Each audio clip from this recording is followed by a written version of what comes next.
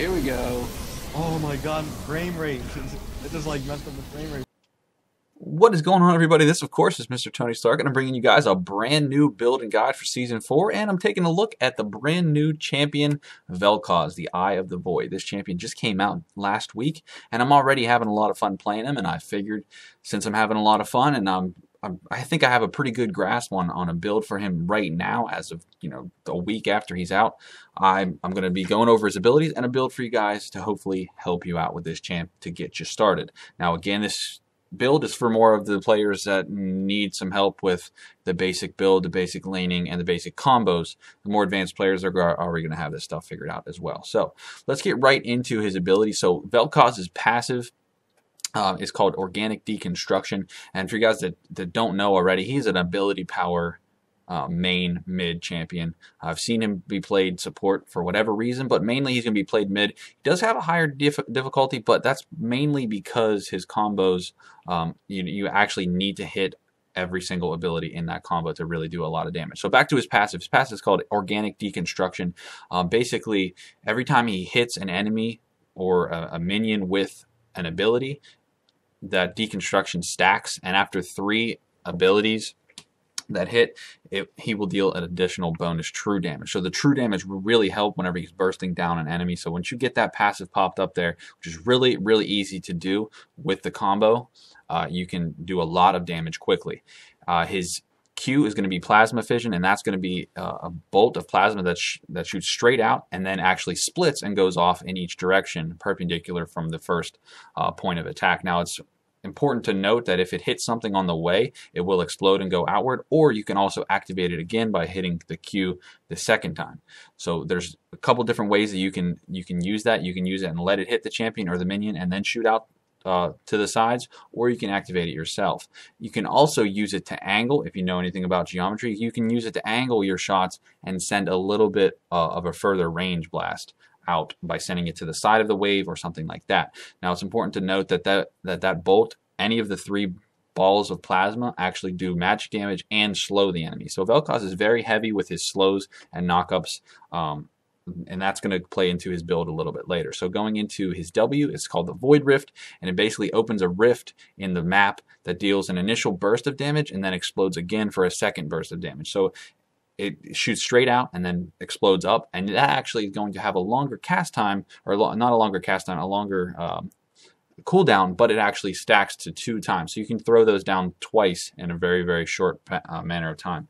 And it's very important to note with that as well that there is a 0 cast time for that. So he can be running and toss that down, which also goes into his combo, which we'll get into that in just a second. So his E is called Tectonic Disruption, and he actually shoots out a little bit of shock wave in an area that actually shoots the enemies or champions up in the air and then knocks them back if they're up close to him. So it does a little bit of damage as far as that goes. And then his Lifeform Disintegration Ray, as you're looking at this clip right here, he plants himself in the ground and deals a ton of damage in a channeled beam that you can move around for 2.5 seconds. That it does damage and slows enemies. So again, all of these combos and abilities, they're going to play together with that slowing down of the enemies so that they can be bursted down. So he's a back range. When I say back range, I mean back behind the team fight, doing a lot of poke and burst damage. So his combo for this is going to be the quick tip. So his combo, you're going to want to throw down the E at the same time as the W. So you're going to cast the Tectonic Disruption and the W at the same time, which is going to knock them up in the air, slow them, burst them down, and then immediately you can follow that up with a Q if you need to slow them again, and then you have a clear line of sight on them, or you can just go right into the ultimate. And the ultimate is just going to just destroy them because that passive is going to be popped, and it's going to, just deal so much true damage. It's also important to note with that ultimate that it can shoot through walls. So if you're outside the team fight, you can shoot into the fight from over a wall or an obstruction or something like that. So that's his abilities. Like I said, I'm having a lot of fun playing them. So let's get right into his runes. From right now, I've been using his the main mid AP runes. I do have the Marks of Magic Pen and the Seals of Regen, also the Glyphs of Magic Resist, and then 3 Quints of Ability Power. as far as his masteries go, I've been using the same thing as my AP carry mids, the 21 offense and 9 utility. Now, I've seen some people use some in defense, but being the fact that he is so squishy and he doesn't really have that much maneuverability, you don't really need that little bit of extra health. You're either going to escape or you're not. That little bit, in my opinion, isn't really going to save you. So I've been going with the 21 and 9 utility for the extra mana regen and stuff like that. And then his build. So this is important. Starting off, you're going to use the main mid build, of course, the Doran's Ring, Health Pot, and the Warding Totem. But on your first back, you want to make sure that you're able to pick up the Chalice of Harmony at least, because that's going to give you a little bit of magic resist and a little bit of mana regen. If you can, you want to pick up Boots as well. And then as far as going into his core build, you can kind of pick and choose. You can finish off the Unholy Grail, or you can pick up the first part of the Liandry's Torment, which is the Haunting Guise.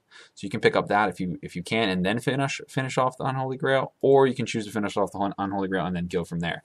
So you do have, after that, you have the Unholy Grail and the Liandry's. That's kind of like the main two that I've been using. And then you can go into a Rylai's, which you got the health and the ability power. But again, if you also look, you do have the slowing down of the movement speed. So again, that plays into a lot of his combos and stuff like that. Same with Rabadon's is another good one. That's just a lot of ability power. And then you have the Abyssal Scepter, which that's a kind of a iffy one if you want to go with that or not. But that does give you a little bit more magic resist. You can then throw in a Void Staff, and then if you're going up against someone who's really bursting you down, you can pick up the Spirit Visage. Or if you're going against a lot of AD, you can go with the Randuin's Omen. That's about it, though. If you guys have any questions, comments, concerns, or some other suggestion that you think might work a little bit better, leave them in the comment section below. I'm looking forward to a few more of these builds this week and possibly into next week. But that's all I have time for.